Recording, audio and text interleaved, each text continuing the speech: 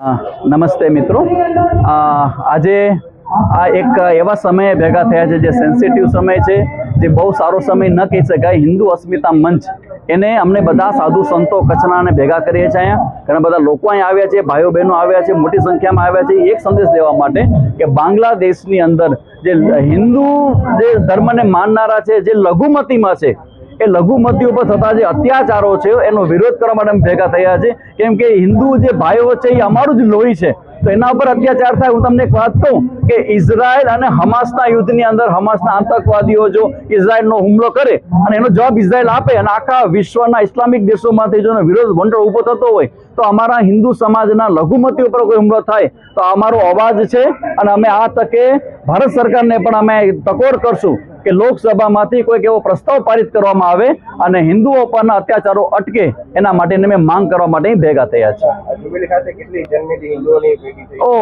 વિશાળ માત્રામાં જનમેદનીઓ ભેગી થઈ છે. દરેકના લોકોની અંદર આગ છે અને આ આગને સામાન્ય ન સમજજો. અહીંયા એક વ્યક્તિ અમારો 1,000 વ્યક્તિ જેવી આગ લઈને આવ્યો છે.